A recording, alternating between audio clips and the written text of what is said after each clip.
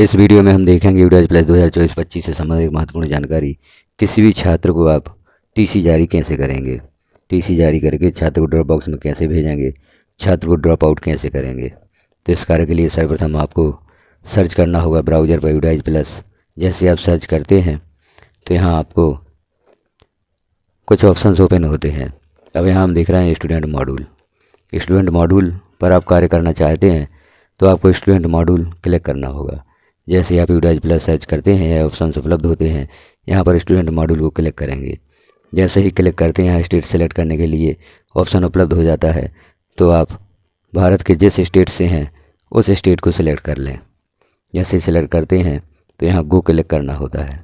गो click करते ही यहाँ पर लॉगिन के लिए ऑप्शन उपलब्ध हो जाता है। जैसे ही लॉगिन के लिए ऑप्शन उपलब्ध हो जाता है, आप यहाँ पर स्कूल की यूज़र आईडी और पासवर्ड और कैप्चा फिल करके यूडाइज प्लस को लॉगिन कर लेते हैं, क्योंकि लॉगिन करने के पश्चात ही आप यूडाइज प्लस पर सारे कार्य कर सकते हैं।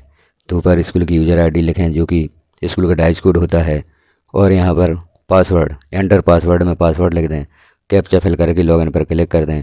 यूडाइज प्लस लॉगिन हो जाता है। यूडाइज प्लस को लॉगिन करते ही यहाँ पर सत्र शो होते हैं। तो आप 2024-25 पर कार्य करना चाहते हैं तो यहाँ पर 2024-25 को सिलेक्ट कर दें। जैसे ही आप सिलेक्ट करते हैं स्कूल डैशबोर्ड पर पहुँचते हैं। स्कूल डैशबोर्ड पर पहुँचते ही अब आपको यहाँ पर छात्रों की संख्या शो होती है कक्षावार।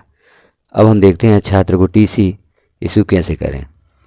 तो आपको टीसी इशू करने के लिए सर्वप्रथम छात्र के पीईएन की आवश्यकता होती है। तो आप पीईएन कहाँ से प्राप्त करेंगे? जिस छात्र को आप टीसी इशू करना चाहते हैं तो यहाँ पर डैशबोर्ड में आप देख रहे हैं लेफ्ट साइड में ऑप्शंस हैं, school dashboard, school detail, student name update, list of all student. तो लिस्ट ऑफ ऑल स्टूडेंट को आप क्लिक कर देते हैं। यहाँ एक्टिव स्टूडेंट लिस्ट को आपको ओपन करना होगा छात्र के पीईएन के लिए। तो लिस्ट ऑफ ऑल स्टूडेंट के नीचे जो पहला ऑप्शन है एक्टिव स्टूडेंट को आप क्लिक कर देते हैं। आपके विद्यालय के सभी छात्रों की सूची यहाँ पर ओपन हो जाती है।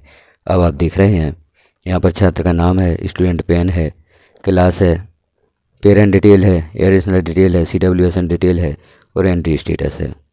तो आपको यहाँ तीसरे कॉलम में छात्र का पीईएन शो हो रहा है।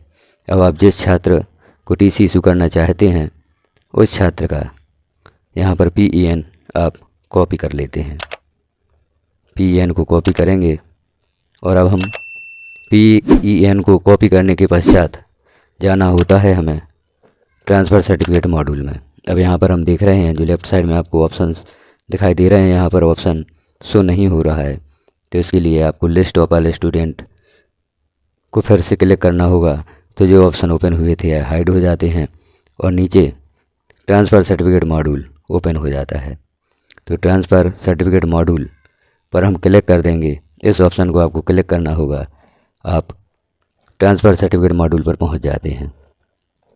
अब यहाँ हम ऊपर दिख रहे हैं module for issuing transfer certificate और marking student drop out 2024-25। Student pen लिखने के लिए ऑप्शन उपलब्ध हो गया है।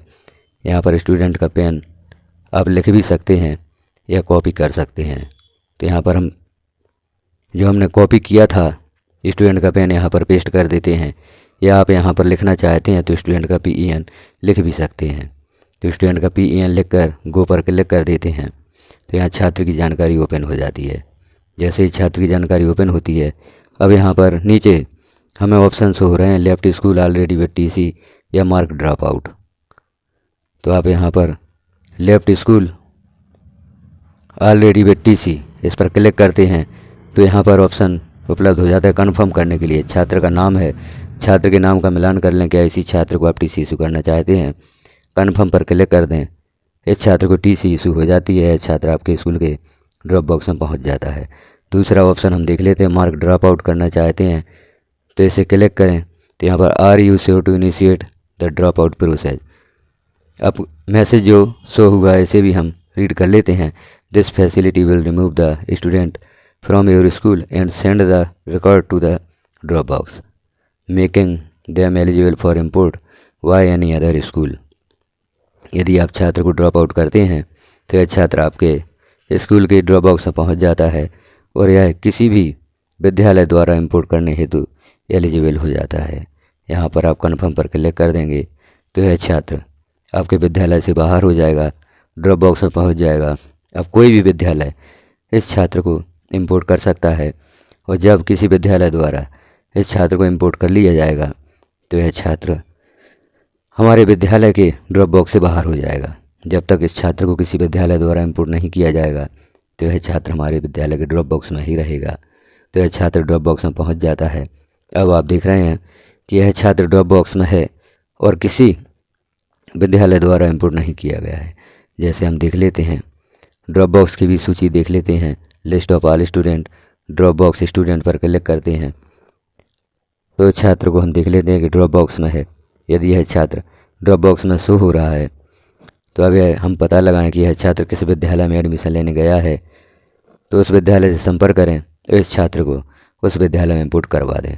अब चूँकि वहाँ पर उस विद्यालय को एक प्रॉब्लम हो सकती है डेट ऑफ बर्थ की, यह छात्र डेट ऑफ बर्थ के कारण यदि वहाँ पर इंपोर्ट नहीं हो पा रहा है तो आप छात्र का PEN और जो यहाँ पर स्टूडेंट बेसिक डिटेल में छात्र की डेट ऑफ बर्थ शो हो रही है, क्योंकि यह छात्र UDAS+ की जो डेट ऑफ बर्थ दी गई है उसी के द्वारा इंपोर्ट होगा। तो यहाँ से डेट ऑफ बर्थ उन्हें उपलब्ध करा दें, उस विद्यालय द्वारा इस छात्र को इंपोर्ट कर लिया जाएगा। पहला जो कॉलम है जहाँ पर छात्र का नाम है, जेंडर है, DOB है, यही DOB आपको उस विद्यालय को उपलब्ध करानी होगी, तभी यह छात्र किसी विद्यालय में इंपोर्ट हो पाएगा। यदि यह आधार की जन्मतिथि है तो वहाँ पर वह छात्र के आधार से PEN और DOB सर्च कर लेते हैं और इंपोर्ट कर लेते हैं।